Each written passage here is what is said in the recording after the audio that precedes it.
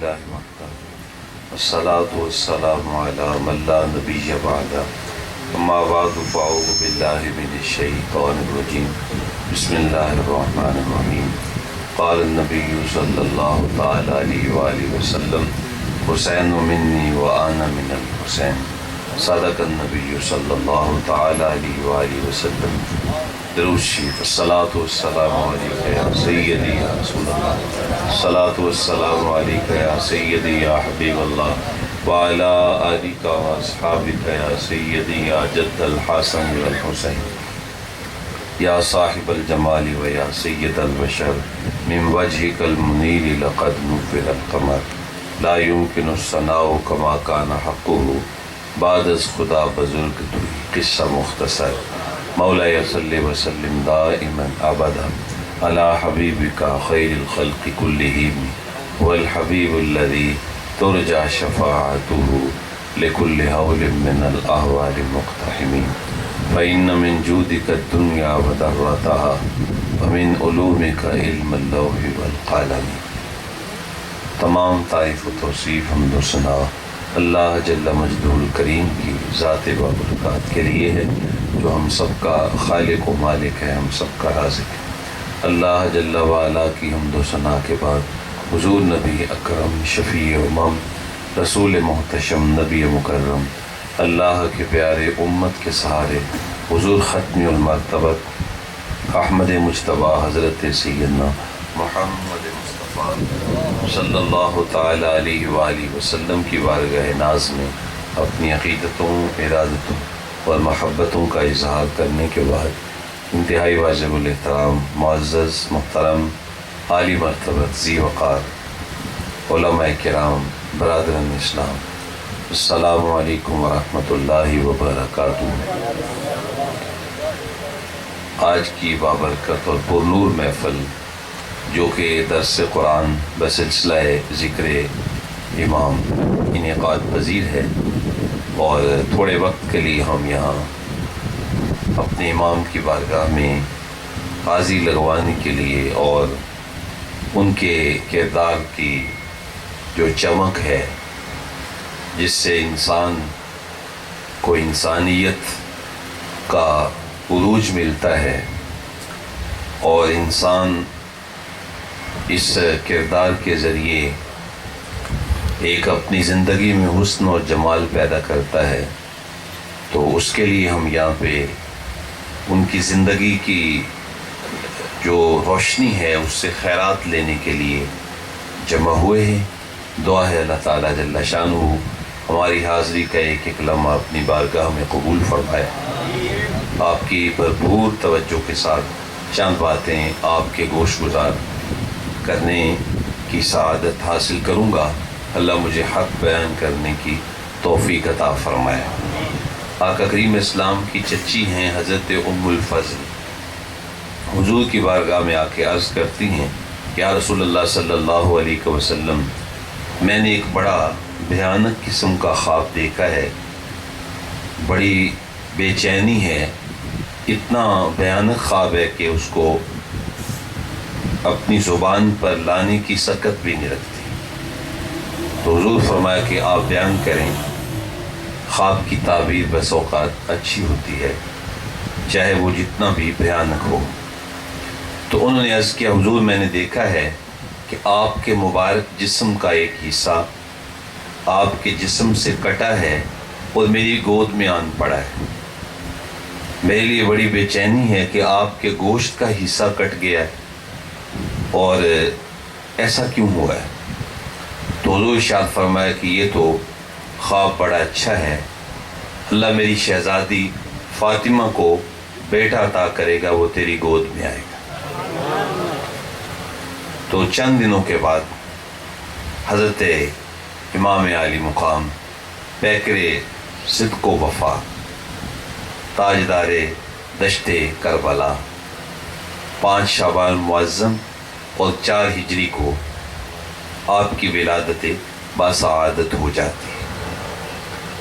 اب اس سے ہم یہ اندازہ لگا سکتے ہیں کہ حضرت امام حسین کی شخصیت اس کا مقام کیا ہے، اس کا مرتبہ کیا ہے کہ حضور کے مبارک جسم کا حصہ ان کو قرار دیا گیا،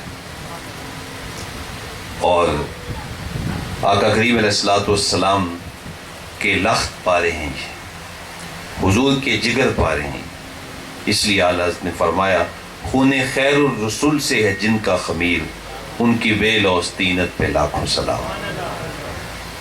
اب ہمارے دلوں میں ان کا مقام و مرتبہ کتنا ہونا چاہیے، ہم اس بات سے ہی اندازہ لگا سکتے ہیں کہ ہمارے بزرگوں نے تو ہمیں یہاں تک سکھایا ہے کہ وہ شہر نور جس میں حضور تشریف فرما ہے مدینہ طیبہ، اس کی مٹی بھی ہماری آنکھوں کا سرما ہے۔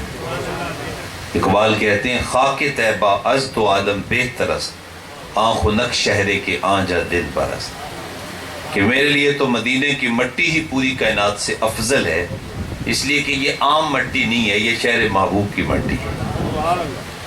اور آگے مزید ہمیں حضرت خواجہ فرید سے پوچھ لیں، فرماتے ہیں تیرے تکڑے دھوڑے کھاندڑی ہاں، تیرے نام تو مفت بکاندڑی ہاں، تیری باندیاں دی میں باندڑی ہاں، ہم درد کتیاں نال ادب۔ وہ کہتے ہیں کہ میں تو اس در کے کتوں کا بھی احترام کرتا ہوں، اور اعلیٰ حضرت اس سے بھی اگلی بات کرتے ہیں، وہ فرماتے ہیں کبھی اے رضا کسی سگے طیبہ کے پاؤں بھی چومے تم نے، مدینے کے کسی کتے کے پاؤں چومنے کا تمہیں کبھی موقع ملا ہے؟ اگر ملا ہے تو پھر مبارک ہو، تم محبت میں کامل ہو۔ تو وہاں کے در نور کے جو سگانے مبارکہ ہیں، ہمیں ان کا بھی احترام سکھایا جا رہا ہے۔ اور حضرت سیدنا عبداللہ ابن عمر رضی اللہ تعالیٰ عنہ تشریف لاتے ہیں اور آقا کریم اسلام کے منبر پہ یوں ہاتھ پھیرتے ہیں اور اس کو چومتے ہیں۔ تو کسی نے عرض کیا حضرت کیا مطلب ہوا؟ فرمانے لگے یہ عام جگہ نہیں ہے، یہاں پہ بیٹھ کے میرے آقا واز فرمایا کرتے ہیں، کیونکہ اس جگہ کو حضور کے بیٹھنے کا شرف ملا ہے، اس لیے میں جو ہے وہ اس کا احترام کرتا ہوں۔ اچھا مدینہ طیبہ کی تو بات ہی کیا ہے، ایک شاعر اگلی بات کرتا ہے، وہ کہتا ہے عرب شریف تو صدقے جائیے جتھے بکریاں یار چرائیاں، تے قدم قدم تے میں بوسے دیواں جتھے چل تلیاں یار نے لائیاں۔ تو جس جگہ پہ حضور کے تلوے لگ جائیں اس کا بھی احترام ہے، جس جگہ محبوب تشریف فرما ہے وہاں کے سگانے مبارکہ کا بھی احترام ہے، وہاں کی خاک کا بھی احترام ہے۔ تو آپ مجھے بتائیں جو شہزادے حضور کے کندھوں پہ سواری کرتے ہیں پھر ان کی عظمتوں کا عالم کیا ہوگا، ان کا احترام ہمارے دلوں میں کتنا ہونا چاہیے، ان کا مقام و مرتبہ کتنا ہونا چاہیے، اس کو ہم کسی ترازو میں تول ہی نہیں سکتے۔ تو یہ حضور کے لخت پارے ہیں، حضور کے جسم مبارک کا حصہ ہیں۔ آقا کریم اسلام تشریف لائے اور آ کے حضور نے فرمایا کہ میرا بیٹا مجھے دیا جائے۔ لائے گئے حضرت امام، حضور نے گود میں اٹھایا اور اپنے لعاب دہن مبارک سے گھٹی عطا فرمائی۔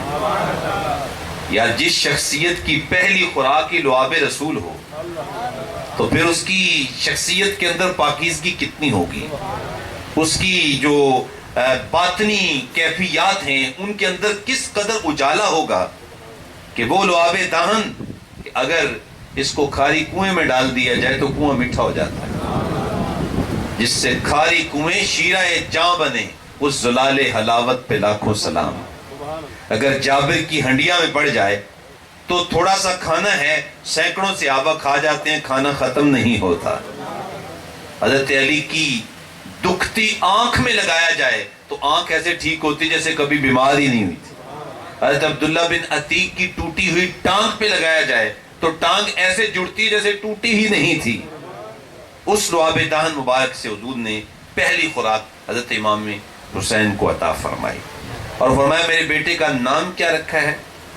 حضرت علی پاک نے عرض کیا یا رسول اللہ میں نے نام رکھا ہے حرب، جنگجو، چونکہ بہادر خاندان ہے نا میرے آقا، بلکہ بہادری تو اس خاندان کی پہچان ہے، بہادری ان کا ترہ امتیاز ہے، بلکہ جو ان کے ساتھ لگ جاتا ہے وہ بھی بہادر بن جاتا ہے۔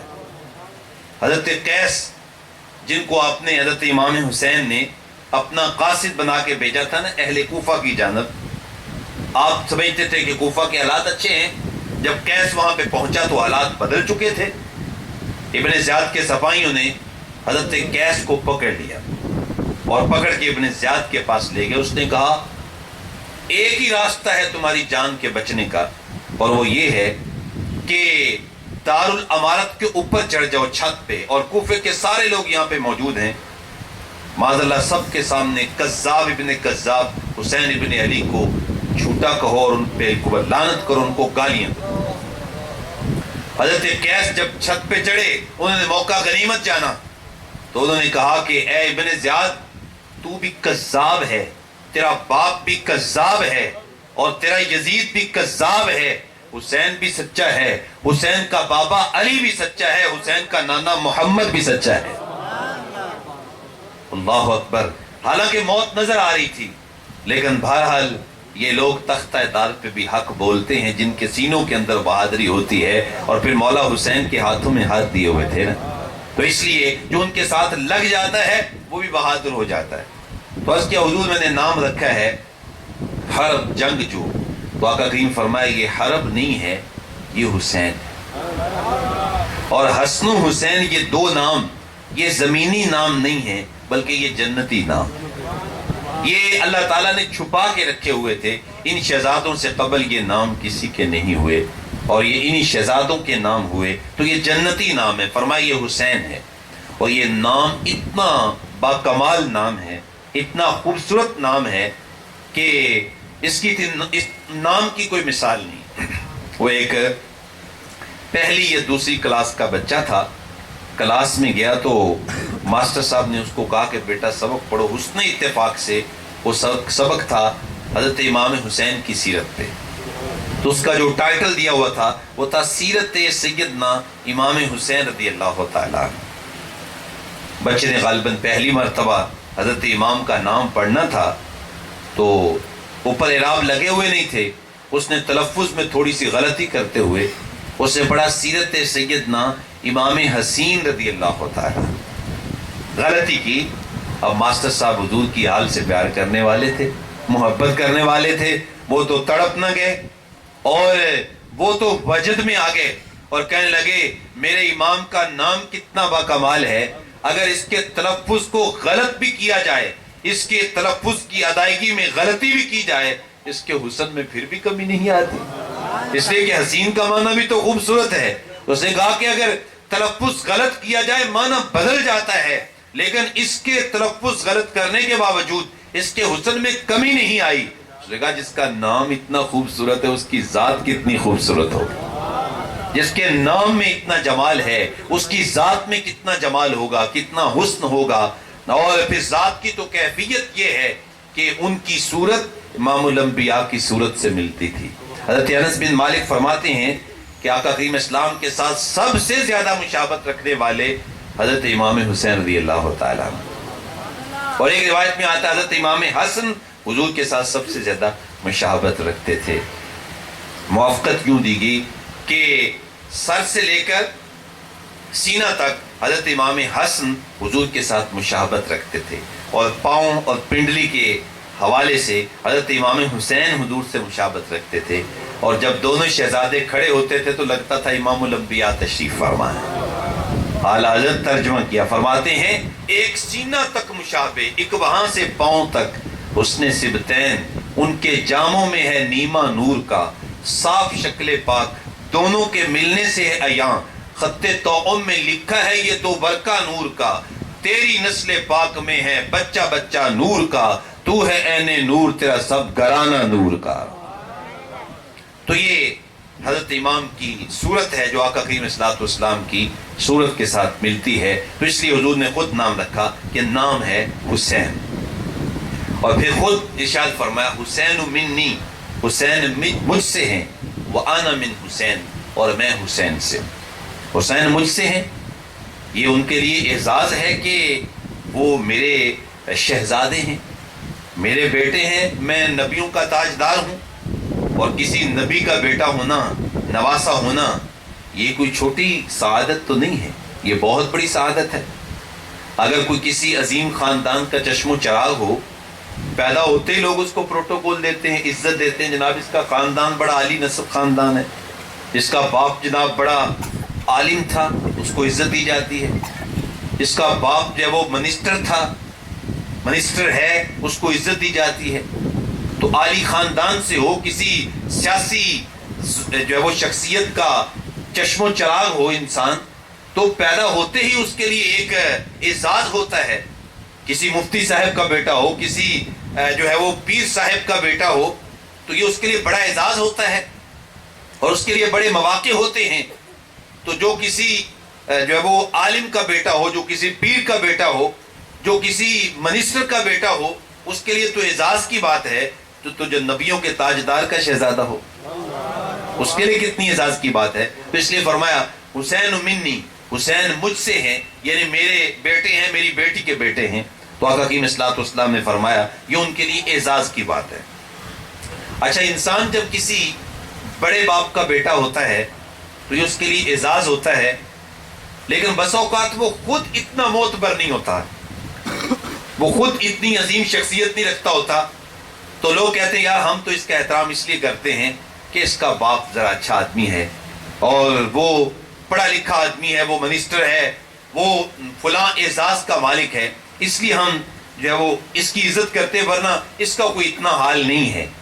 تو لوگ اس نسبت کی وجہ سے تو احترام کرتے ہیں اور اس نسبت کی وجہ سے تو اس کو اعزاز دیتے ہیں، لیکن اس کی اتنی اپنی شخصیت کو اتنی معتبر شخصیت نہیں ہوتی، بلکہ معتبر ہو بھی تو بس اوقات باپ کا نام اتنا بڑا ہوتا ہے کہ وہ اس نام کو کور ہی نہیں کر پاتا، قد اتنا بڑا ہوتا ہے کہ وہ اس قد میں گم ہو جاتا ہے۔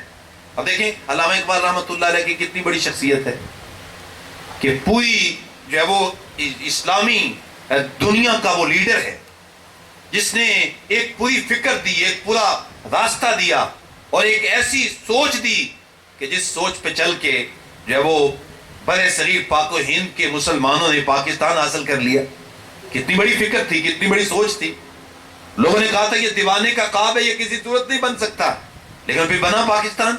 پھر لوگوں نے کہا یہ قائم نہیں رہے گا، آج جو ہے وہ پونی صدی ہو گئی، ابھی تک تو قائم ہے، ابھی تک تو اس کو کوئی جو ہے وہ خراب کرنے کی لوگوں نے کوشش تو بڑی کی، لیکن بہرحال یہ اپنے پاؤں پہ آج بھی قائم ہے، اس لیے کہ اس کی بنیادوں میں ہمارے جو ہے وہ بزرگوں کا خون ہے۔ سبحان اللہ۔ تو اتنا بڑا لیڈر، لیکن آج علامہ اقبال کے بیٹے کو کوئی بھی نہیں جانتا، کیونکہ قد اتنا بڑا علامہ اقبال کا کہ وہ بیٹا اس کا کوئی حصہ بھی حاصل نہ کر پایا، بلکہ اقبال نے جو کچھ لکھا ہمارے لیے لکھا، دوسری قومیں اقبال کو پڑھ کے فائدہ حاصل کر رہی ہیں، ہمارے اندر پیدا ہوئے، ہمارے لیے لکھا، ہمیں پڑھایا نہیں گئے اقبال۔ تو یہ ہماری بد نصیبی ہے، شومی قسمت ہے۔ اس لیے اقبال کو پڑھیں، بندے جو وہ غفلت سے بیدار ہوتا ہے، ایک بیداری نصیب ہوتی ہے، ایک جد و جہد کا جذبہ نصیب ہوتا ہے، ایک سمت ملتی ہے جب ہم اقبال کو پڑھتے ہیں۔ اللہ اکبر۔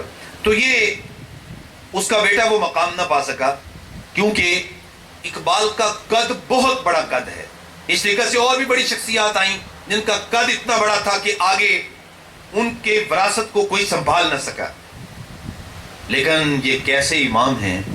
آقا کریم فرمایا حسین منی، حسین مجھ سے ہیں۔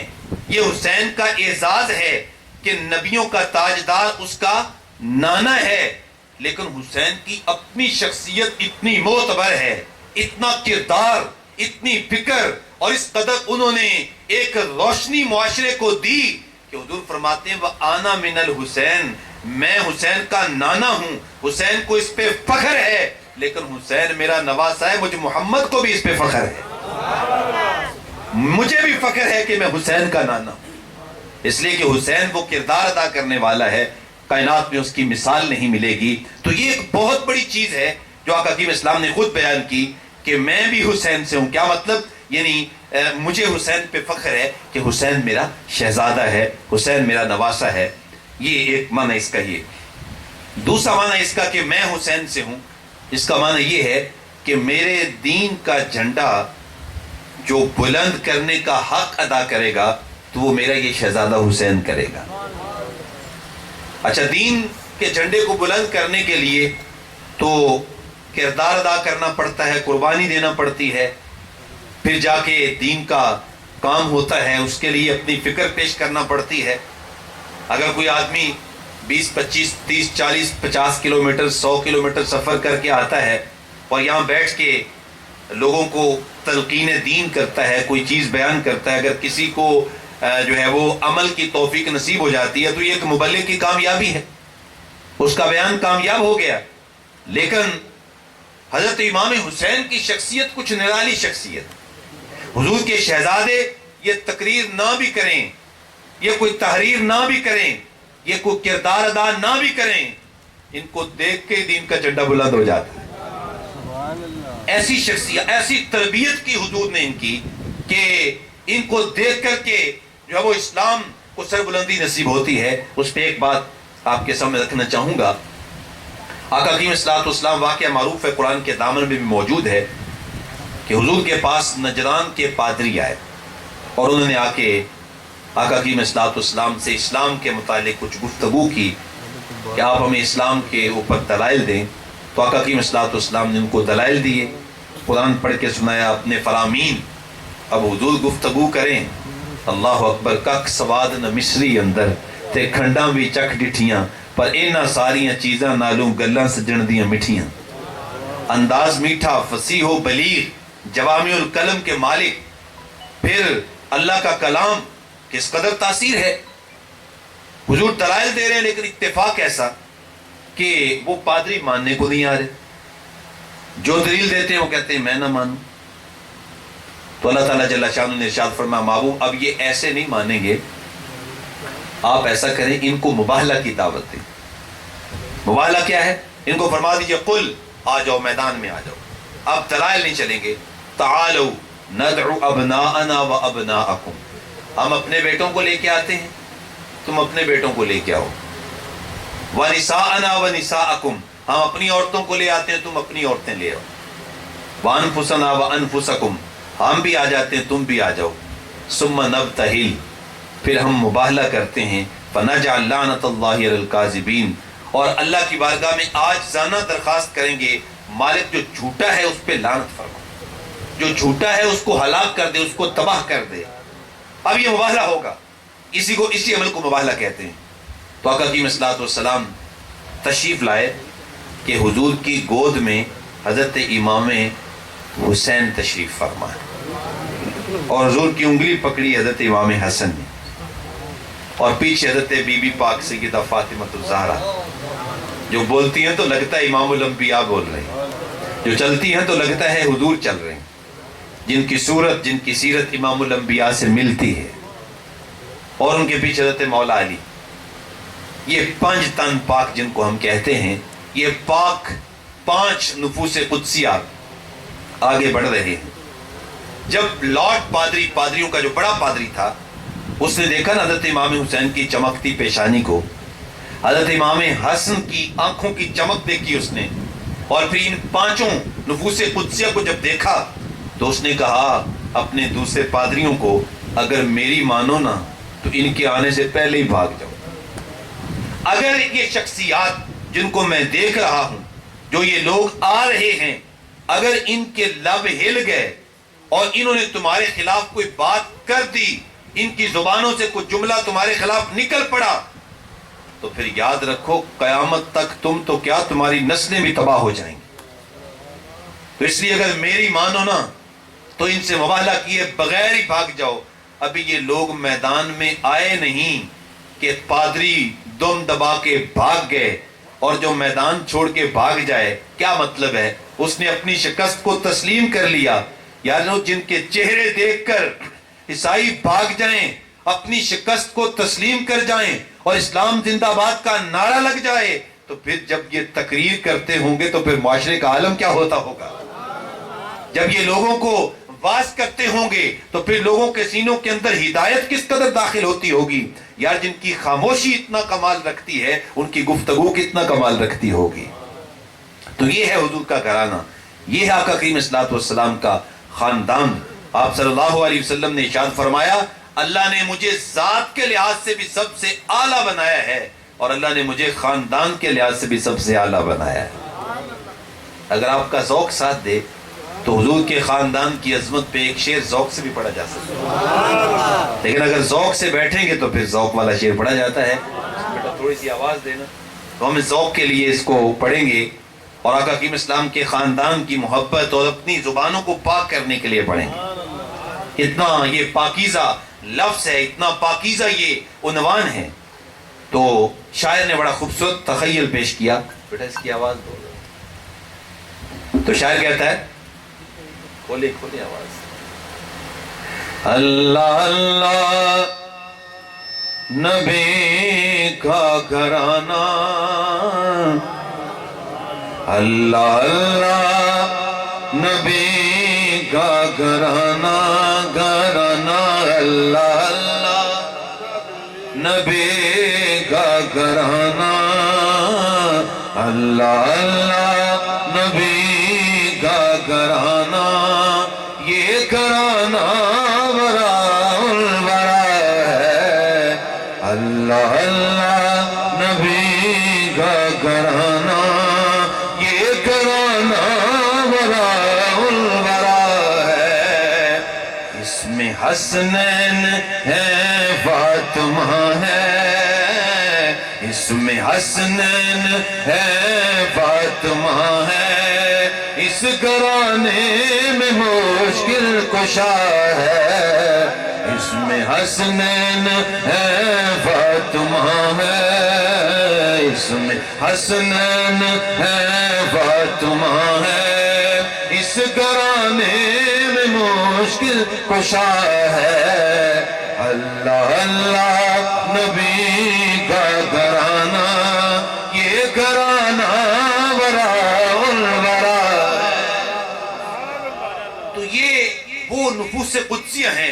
حضور نے فرمایا کہ میرے دین کا جھنڈا جب وہ ان کے ذریعے بلند ہوگا تو جو تقریر بھی نہ کریں، تحریر بھی نہ کریں، جو کردار بھی ادا نہ کریں، ان کا بچپن ہی اسلام کو بلند کرتا ہوا نظر آتا ہے۔ تو جن کے بچپن میں ہی اسلام کو فتح ملتی ہے تو پھر ان کی جوانی میں اسلام کو کیسے بلندی نصیب ہوئی ہوگی، ان کی جوانی کیسے اسلام کا جھنڈا بلند کرتی ہے۔ تو اس لیے فرمایا حسین منی، حسین مجھ سے ہیں، وَأَنَا مِن حسین، میرے دین کا جھنڈا حسین سے بلند ہوگا، میرے دین کی عظمت حسین کے ذریعے قائم رہے گی۔ اور فرمایا کہ حسین کے ذریعے میرے دین کو عزت ملے گی۔ اسی مقصد کے لیے آقا کریم صلی اللہ علیہ وسلم ان کو تیار کر رہے تھے۔ کبھی حضور ان کو اپنا لعاب مبارک عطا کرتے تھے، کبھی آقا کریم صلی اللہ علیہ وسلم ان کو اپنی گود مبارک میں بٹھاتے تھے، کبھی سینے پہ بٹھاتے، کبھی کندھوں پہ سوار کرتے، کبھی چومتے ہیں، کبھی سونگھتے ہیں، کبھی آقا کریم اسلام ان کے لیے سجدہ لمبا کر دیتے ہیں، کبھی حضور ان کے لیے سواری بن جاتے ہیں، اور حضرت امام حسین وہ سوار بن جاتے ہیں۔ حضرت عمر رضی اللہ تعالیٰ عنہ حاضر ہوئے، دیکھا آقا کریم اسلام گھٹنوں کے بل چل رہے ہیں اور حضور کی پشت پہ امام حسین ہیں، اور ایک رسی ہے جس کا ایک سرا حضرت امام حسین کے ہاتھ میں ہے اور دوسرا سرا حضور کے منہ پاک میں ہے۔ آقا کریم اسلام چل رہے ہیں تو حضرت سیدنا عمر رضی اللہ تعالیٰ عنہ نے عرض کیا، یا ابا عبداللہ، یہ حضرت امام حسین کی کنیت ہے، اے ابو عبداللہ آپ کی سواری کتنی خوبصورت ہے۔ تو آقا کریم فرمایا، عمر سواری کی بات کرتا ہے، یہ بھی تو دیکھنا سوار کتنا بکمال ہے، سوار بھی تو شاہ سوار ہے۔ تو آقا کریم اسلام ان کی ناز برداریاں کرتے ہیں، کبھی ان کے لیے ممبر چھوڑ دیتے ہیں، واعظ موقوف کر دیتے ہیں۔ معروف روایت آقا کریم اسلام واعظ فرما رہے ہیں، صحابہ کرام کا جمع غفیر ہے، اتنے میں مسجد نبوی سے ایک دروازہ کھلتا ہے، ننھے ننھے دو شہزادے سرخ جوڑے پہنے ہوئے وہ لڑکھڑاتے ہوئے باہر نکلتے ہیں۔ محسوس کیا کہ شاید گر جائیں گے تو آقا کریم اسلام نے واعظ کو روک دیا اور ممبر سے نیچے تشریف فرمایا، اور جلدی جلدی حضور ان کی طرف پہنچے، ان کو اٹھایا اور پھر ان کو سینے سے لگایا اور پھر ان کو لے کے ممبر پہ بیٹھے۔ ایک دائیں جانب بیٹھا ہے، ایک شہزادہ بائیں جانب بیٹھا ہے، ان کو دائیں بائیں بٹھا کے پھر آمنہ کے لال واعظ فرما رہے۔ تو آقا کریم صلی اللہ علیہ وسلم نے جب یہ انداز اختیار کیا تو حضرت امام حسین زبان حال سے کہہ رہے تھے کہ نانا آج آپ نے مجھے گرنے نہیں دیا، آج آپ نے مجھے لڑکھڑانے بھی نہیں دیا، آج آگے بڑھ کے آپ نے مجھے تھام کے مجھے اپنے ممبر پہ بٹھایا، مجھے پروٹوکول دیا، مجھے عزت دی، مجھے زمین پہ گرنے نہیں دیا. آپ کا حسین بھی وعدہ کرتا ہے جب آپ کے دین کے اوپر مشکل وقت آئے گا نا تو حسین اپنا سارا گھر پیش کر دے گا, آپ کے دین کے جھنڈے کو گرنے نہیں دے گا.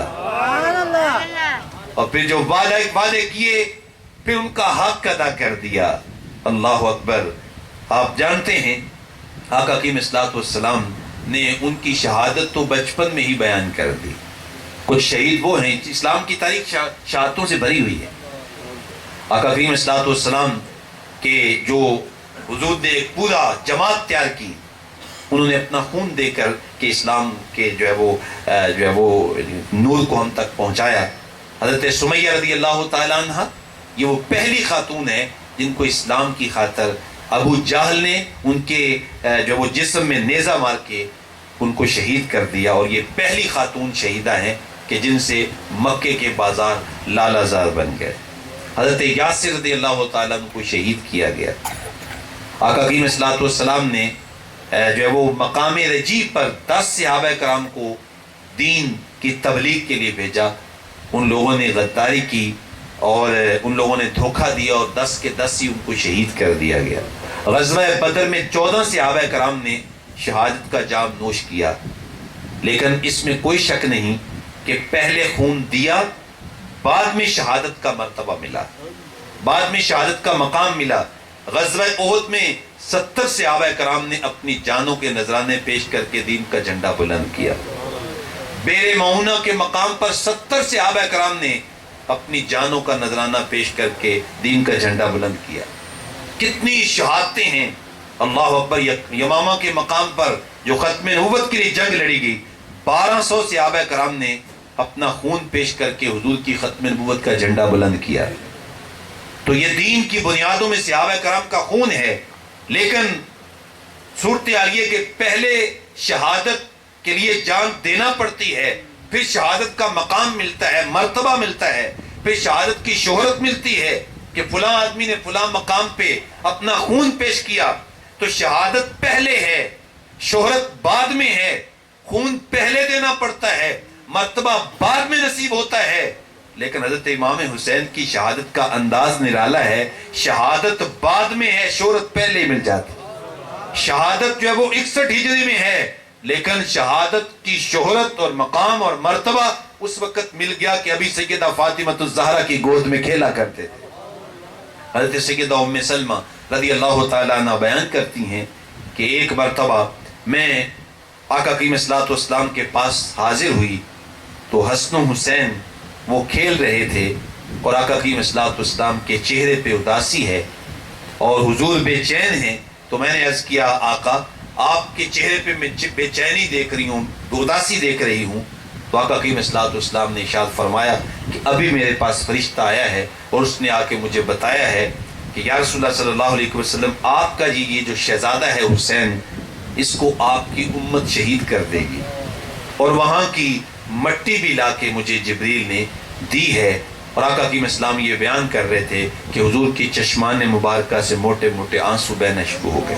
حضور نے رونا شروع کر دیا اور پھر حضرت امام حسین کو اپنے سینے سے چمٹا لیا, اور پھر آقا حکیم اسلام نے حضرت سیدہ ام سلمہ کو جو ہے وہ مٹی عطا فرمائی اور کہا کہ یہ وہ مٹی ہے جو اس مقام کی ہے جہاں میرے شہزادے کو شہید کیا جائے گا, اور اس کو اپنے پاس رکھ لو. جس دن یہ مٹی خون بن جائے سمجھ لینا میرے شہزادے کو شہید کر دیا گیا ہے.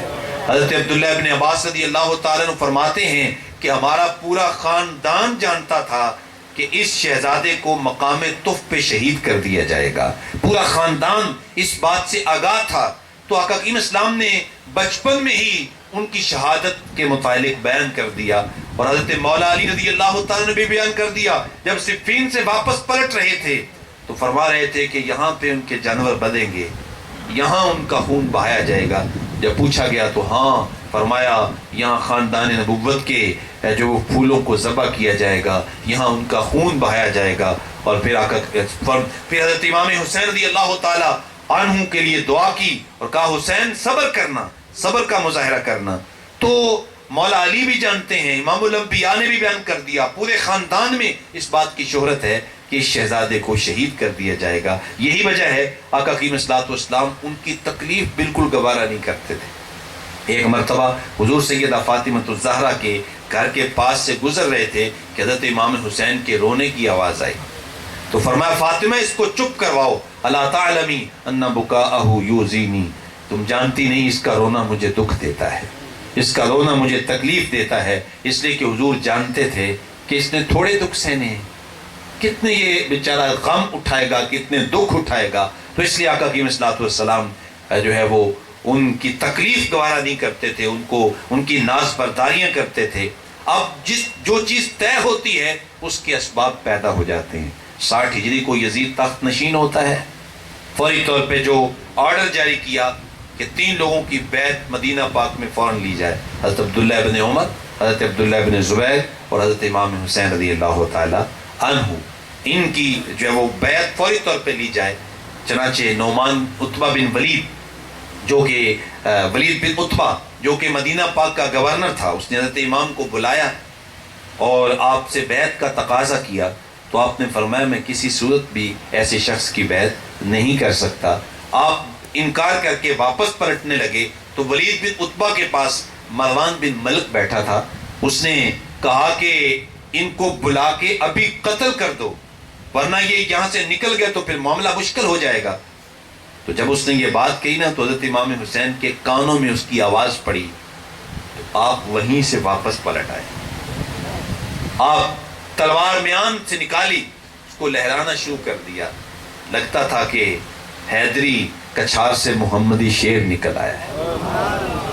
اور فرمایا کیا کہا، اے ولید بن عتبہ تم مجھے قتل کرو گے، تم مجھے ذبح کرنا چاہتے ہو، تم جانتے نہیں میں کون ہوں. انا حسین ابن علی ابن ابی طالب. فرمایا میں حسین ہوں، علی کا بیٹا ہوں، اور علی ابو طالب کا بیٹا ہے. ہمارے گھر میں وحی اترتی رہی، جبریل ہمارے گھر آتے رہے، قرآن ہمارے گھر میں اترتا رہا.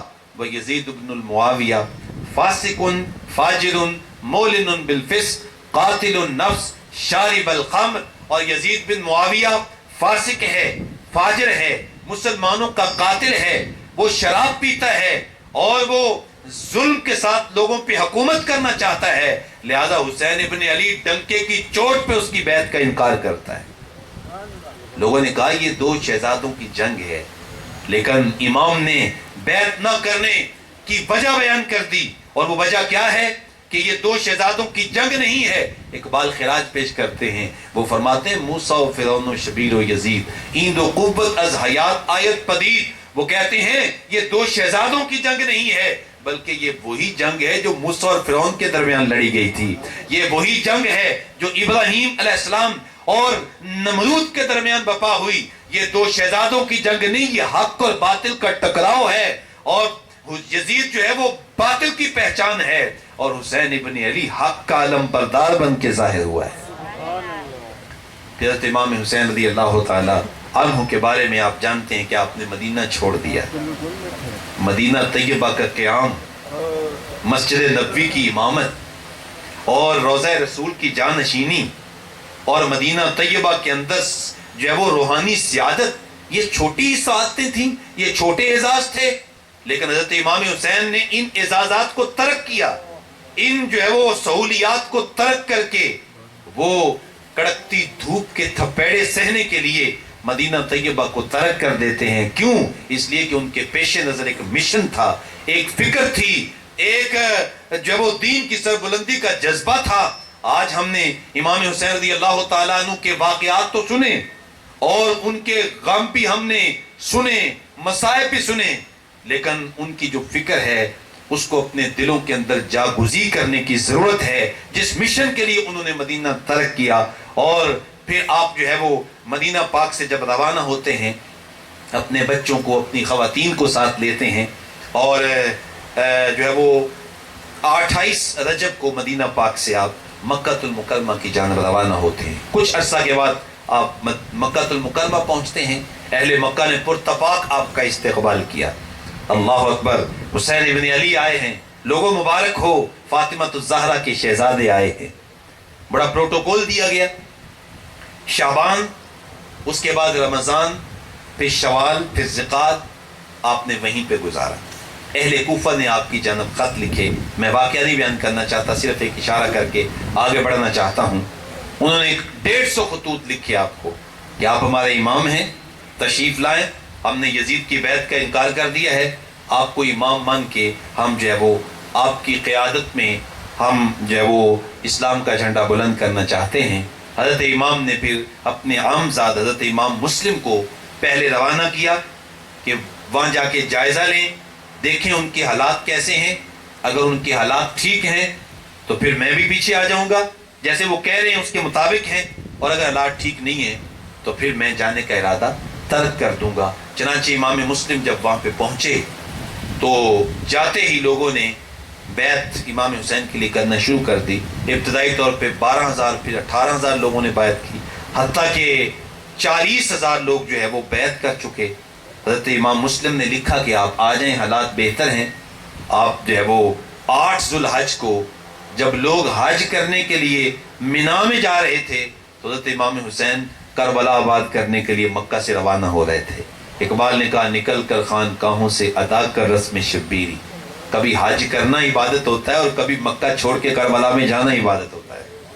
تو آپ نے لوگ آپ کو منع کر رہے ہیں. حضرت عبداللہ بن عباس رو رو کے آپ کو منع کرتے ہیں، آپ مت جائیے، مجھے آپ کی موت نظر آ رہی ہے.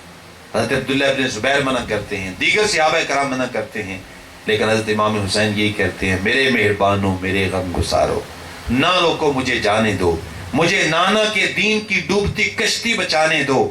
میں نہیں جاتا، نبی کے گھر کی آن جاتی ہے، تمہارا دین جاتا ہے، میری غیرت ایمان جاتی ہے. میں جاتا ہوں کہ وفا کا نام رہ جائے، میں رہوں نہ رہوں عظمت اسلام رہ جائے. فرمایا میں نے اپنے نانا کو خواب میں دیکھا ہے، انہوں نے مجھے ایک حکم ارشاد فرمایا ہے، میں اس کی پیروی کرنے جا رہا ہوں. بتا دیجئے وہ حکم کیا ہے. فرمایا میں وہ حکم اب تمہیں بتا نہیں سکتا کہ حکم کیا ہے. البدایہ والنہایہ کے اندر یہ روایت موجود ہے. چنانچہ آپ روانہ ہوتے ہیں، کوفے کے حالات بدل جاتے ہیں. ابن زیاد جب کوفے کا گورنر بنتا ہے، تمام لوگ رشوتیں لے کر کے، کوئی حکومت کے ڈنڈے سے ڈر کے امام مسلم کی بیعت کو ترک کر دیتے. امام مسلم کو شہید کر دیا جاتا ہے، اور ان کے بچے جو تھے ایک روایت کے مطابق ان کو بھی شہید کر دیا گیا. حالات بدل گئے.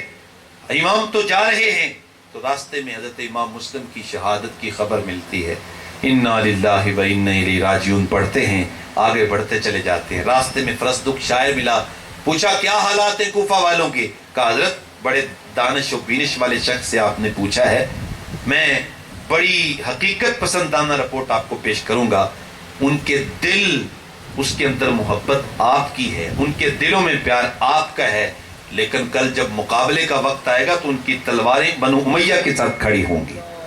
یہ ان کا حال ہے. اور آج اگر ہم دیکھیں کہ ہمارے دلوں میں پیار تو حسین ابن علی کا ہے، ہمارے لبوں پہ نام حسین ابن علی کا ہے، لیکن ہمارے گھر گھر میں یزید ہے.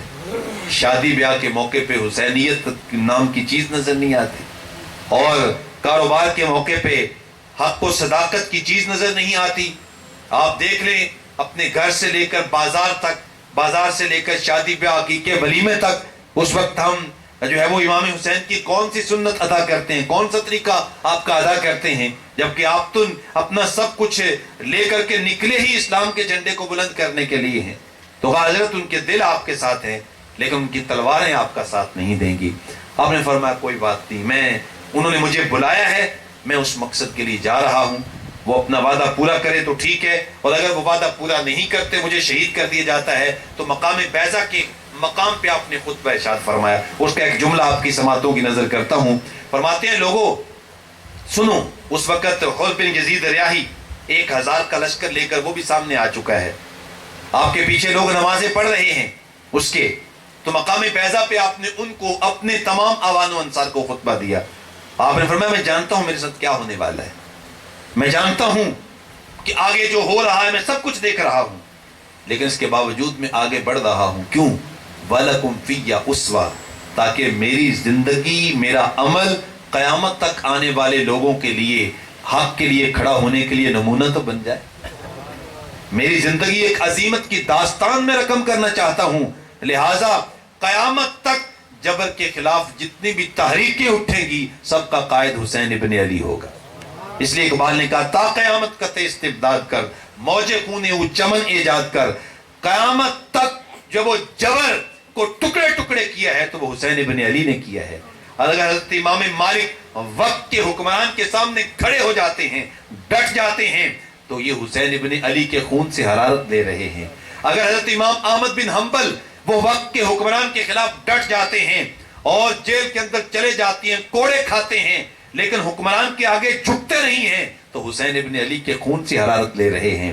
اگر حضرت امام اعظم ابو حنیفہ وقت کے حکمران کے آگے ڈٹ جاتے ہیں تو حسین ابن علی کا خون ان کی جب وہ حرارت ان کو دے رہا تھا. تو قیامت تک جبر کے خلاف جتنی بھی قوتیں میدان عمل میں آئیں گی ان سب کا قائد حسین ابن علی ہوگا.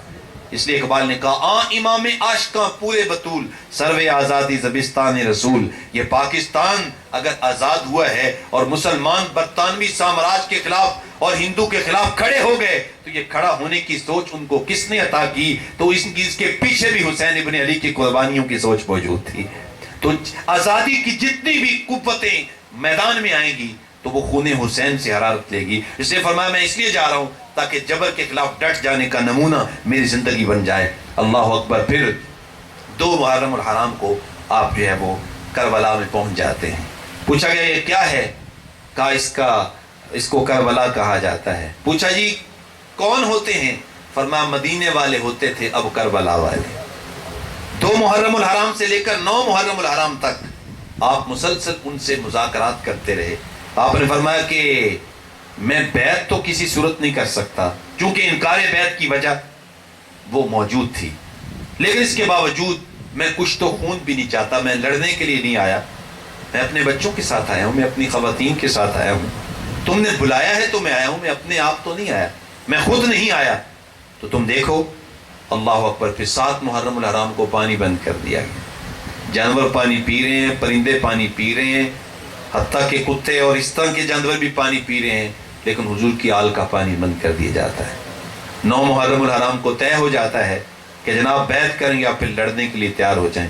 تو امام نے کہا ان کو کہو ہمیں 1 رات کی مہلت دیں. کس لیے؟ ہم مشورہ کر لیں، ہم پیچھے سے نکل جائیں. کہا نہیں، میرا رب جانتا ہے کہ حسین کو سجدوں سے کتنا پیار ہے، حسین کو قرآن کی تلاوت سے کتنا پیار ہے، حسین کو توبہ و استغفار سے کتنا پیار ہے. تو 1 رات اس لیے مانگ رہا ہوں سحر ہو کہ اپنے رب کے حضور سجدہ تو کر لوں. اب یزیدی خیموں کے اندر شراب کے جام لٹائے جا رہے تھے اور حسین ابن علی کے خیموں سے قرآن کی تلاوت کی آواز آ رہی. آج بھی کربلا کی زمین ان کے سجدوں پہ گواہ ہے. اللہ اکبر. محمد کے نواسے نے جو کی تیغوں کے سائے میں، بشر تو کیا فرشتوں سے بھی نہ ایسی بندگی ہوگی. اللہ اکبر. یہ کیسا جو ہے یہ انداز ہے امام علی مقام رضی اللہ تعالی عنہ کا کہ آگے بڑھتے چلے جا رہے ہیں، ساری رات اللہ کی عبادت. اور پھر شہزادہ علی اکبر نے تہجد کی اذان کہی، تہجد کی نماز بھی بجماعت ادا کی گئی. پھر فجر کی اذان کہی گئی اور یہ فجر کی نماز بجماعت حضور کے خاندان کی آخری نماز تھی. بچے بھی نماز پڑھ رہے ہیں، خواتین بھی بجماعت نماز پڑھ رہی ہیں. گھروں میں نماز پڑھنا آسان ہے، مسجدوں میں مخملی قالینوں کے اوپر سجدے کرنا آسان ہے، جہاں ہر طرح کی ضرورت موجود ہو اور تلواروں کے سایوں کے اندر اور وطن سے دور اور دشت کربلا میں سجدے کرنا یہ حسین ابن علی کا ہی کام ہے. اللہ اکبر. پھر امام نے جو ہے وہ اپنے نانا جان کا امامہ سر پہ لیا اور اپنے بھائی حسن مجتبیٰ کا پٹکا باندھا اور پھر ذوالفقار اپنے بابا کی تلوار حمائل کی اور پھر گھوڑے پہ سوار ہوتے ہیں، سامنے قرآن ہے. اللہ اکبر. وہ کیا کہا مولانا نصیر الدین نصیر علیہ رحمہ نے کہ کل کا جمال جزو سے ہے ظاہر، کل کا کمال جزو کے جمال سے ہے ظاہر. گھوڑے پہ ہے حسین، نظارہ علی کا ہے. گھوڑے پہ آئے تو لگتا ہے مولا علی آگے، تو سامنے قرآن ہے. آپ نے اشقیاء کو گفتگو کی تقریر فرمائی. راوی کہتا ہے ایسے فصیح و بلیغ الفاظ بولے آج تک ہم نے سنے ہی نہیں. خوبصورت لہجہ، خوبصورت الفاظ. فرمانے لگے لوگوں تم مجھے پہچانو میں کون ہوں. میں نبی پاک علیہ السلام کی لخت جگر سیدہ فاطمۃ الزہرا کا شہزادہ ہوں، مولا علی میرے باپ ہیں، حسن مجتبیٰ میرے بڑے بھائی ہیں، اور حضرت امیر حمزہ میرے والد گرامی کے چچا ہیں، حضرت جعفر ان کے بھائی ہیں، میرے چچا ہیں۔ مجھے پہچانو، تم مجھے جانتے نہیں، میں وہی ہوں جو امام الانبیاء کے کندھوں پہ سواری کرتا رہا ہوں، میں وہی ہوں جو نبی کی زبان چستا رہا ہوں، میں وہی ہوں جس کی اور میرے بھائی کے متعلق امام الانبیاء نے فرمایا کہ میرے یہ دونوں شہزادے جنتی جوانوں کے سردار ہیں۔ یہ حضور کا فرمان ہے، میں وہی ہوں، اس لیے میرے قتل کرنے میں تم جلدی نہ کرو، غور کرو، سوچو تم کیا کرنے جا رہے ہو، اس ناحق خون سے بچ جاؤ۔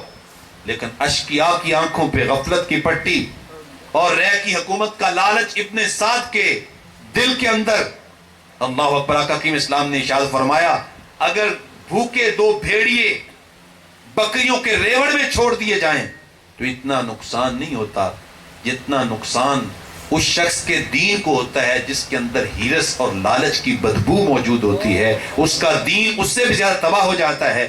تو رے کی حکومت کے لالچ میں ابن سعد آگے بڑھتا ہے اور اسے کوئی بات سمجھ نہیں آتی، اللہ اکبر، پھر لڑائی شروع ہوتی ہے اور آوان و انصار ایک ایک کر کے شہید ہوتے ہیں، کبھی وہب شہید ہو رہے ہیں، کبھی حبیب ابن مظاہر شہید ہو رہے ہیں، کبھی زہیر بن کین شہید ہو رہے ہیں، کبھی اون و محمد کے لاشیں گر رہے ہیں، کبھی حضرت قاسم کی جوانی لٹ رہی ہے، اور حضرت قاسم وہ تھے جنہوں نے بعد میں حضرت سیدہ سکینہ حضرت امام کی شہزادی سے ان کا مستقبل وابستہ تھا، جو کہ حضرت امام کی بھائی کی نشانی تھے۔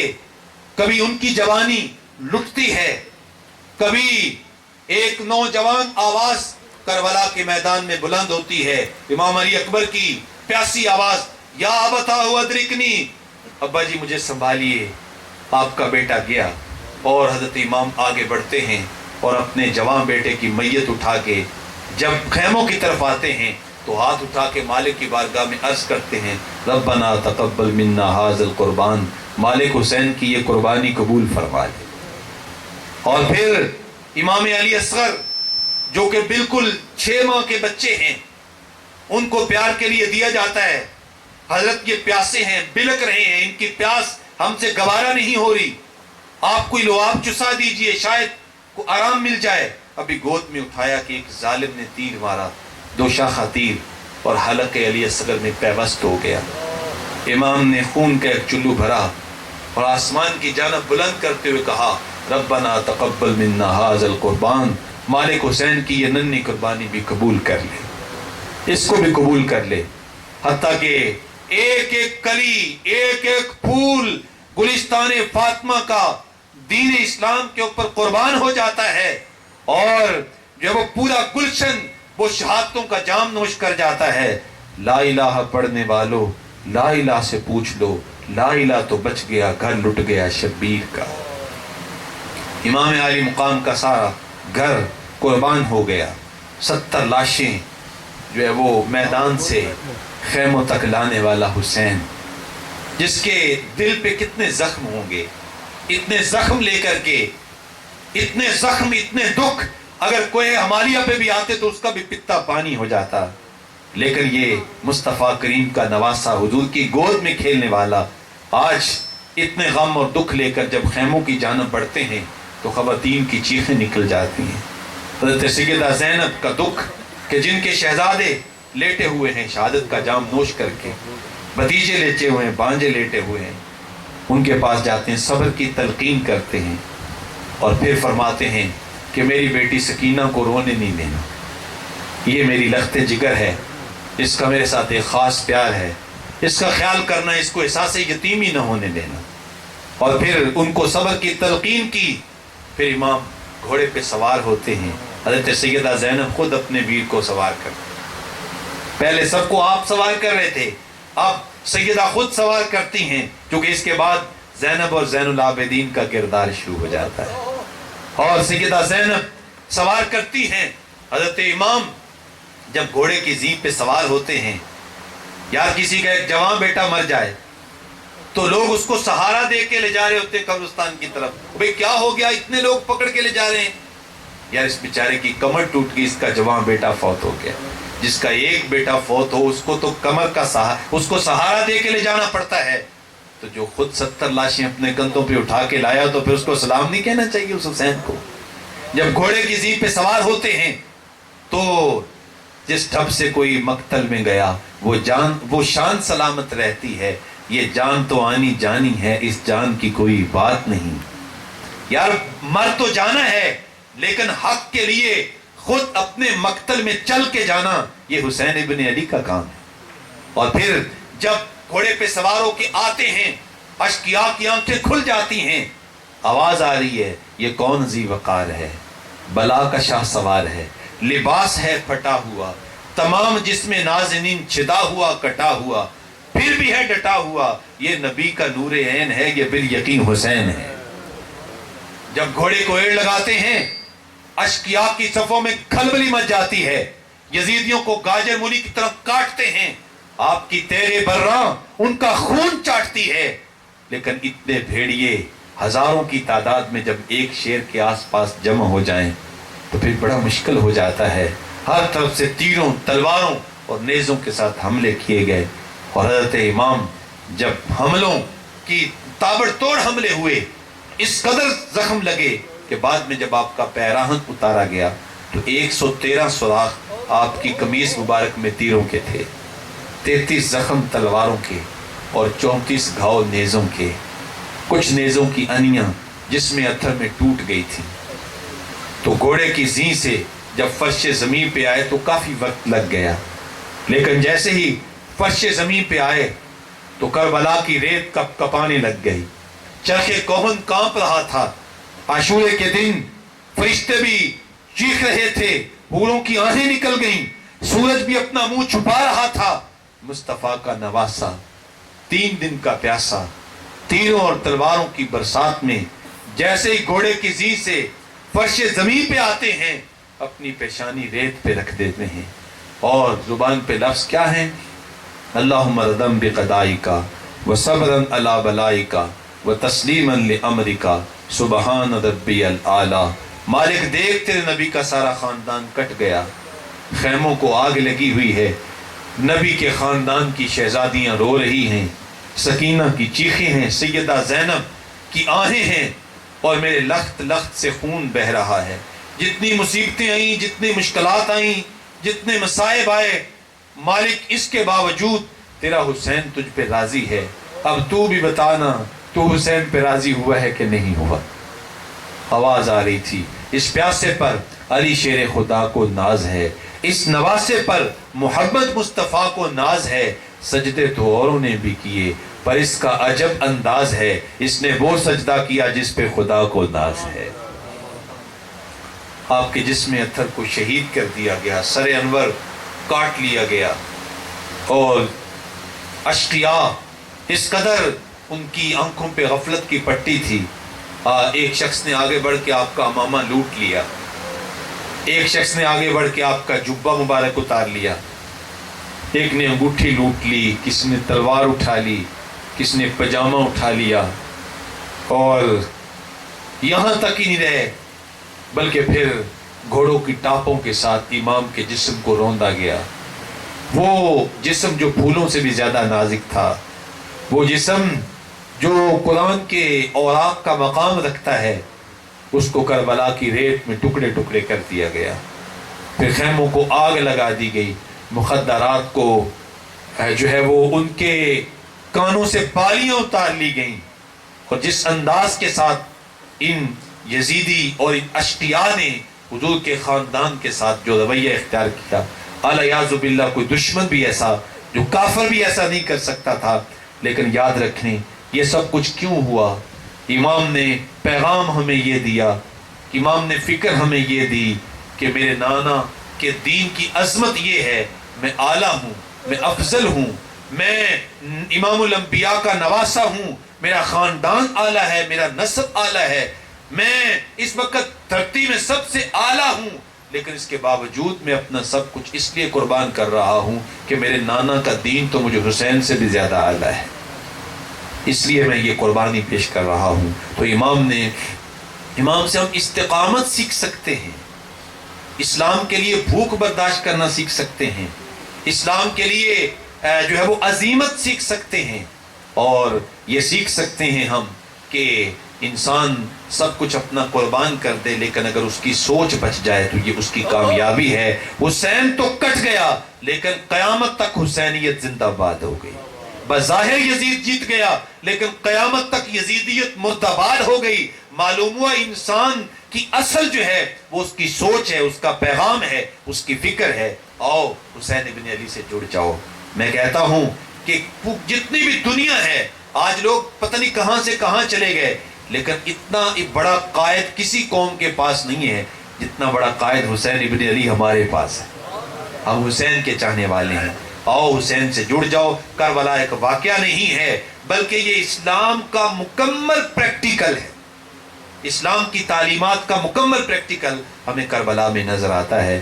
تو اس واقعہ کو خود بھی پڑھیے، اپنے بچوں تک اس کو منتقل کیجئے تاکہ ان کے اندر بہادری بھی پیدا ہو، حضور کی آل کا پیار بھی پیدا ہو، استقامت بھی پیدا ہو، حق کے لیے جرت بھی پیدا ہو۔ یہ جو ہم آج کل بچوں کو بنا رہے ہیں نا ممی ڈیڈی، اسی وجہ سے تو ہم دین کا کام نہیں کر پاتے۔ تو دین کا کام تب ہوگا جب ہم حسین ابن علی کے نقش قدم پہ چلیں گے۔ آؤ نماز پنجگانہ کا اہتمام کرو، آؤ قرآن مجید کی تلاوت کو اپنا اوڑھنا بچھونا بناؤ، قرآن مجید کو سیکھو، قرآن مجید کے ساتھ وابستہ ہو۔ جب امام کا سر کاٹ کے نیزے کی نوک پہ چڑھایا گیا نا تو کسی نے دیکھا کہ لب ہل رہے، جب قریب جا کے کان قریب کیا نا تو لبوں پہ قرآن جاری۔ سبحان اللہ۔ نیزے کی نوک پہ بھی حسین، جو قرآن پڑھتا ہے اس کو حسین ابن علی کہا جاتا ہے۔ لیکن آج اگر ہمیں ناظر قرآن بھی پڑھنا نہ آئے، آج ہمیں قرآن مجید کے سادہ معانی و مطالب بھی نہ آئے، تو پھر حسین ابن علی کا پیار کا کیا معنی ہے؟ تو ہم حسین ابن علی کے پیار، ان کی محبت کا مطلب یہ ہے کہ ہم قرآن سے جڑیں اور صاحب قرآن کی فکر کے ساتھ جڑیں، جو انہوں نے پیغام دیا، جو انہوں نے ہمیں حق کے لیے کٹ مرنے کا جذبہ دیا، اس جذبے کو لے کر کے ہم دین کے ساتھ وابستہ ہوں۔ ادارت المصطفیٰ یہی پیغام آپ تک پہنچانا چاہتا ہے، اور یہاں ادارت المصطفیٰ حلقہ ٹبہ سلطان پور کے نوجوانوں نے جس محبت کے ساتھ اور جس چاہت کے ساتھ ہم سب کو یہاں پہ جمع کیا اور ہمیں قرآن اور امام حسین کی فکر سننے اور سنانے کا موقع عطا کیا، جل شانہ حسین ابن علی کا کردار، اس کے جذبے ہم سب کو نصیب فرمائے۔ آمین و آخر دعوانا الحمدللہ رب العالمین۔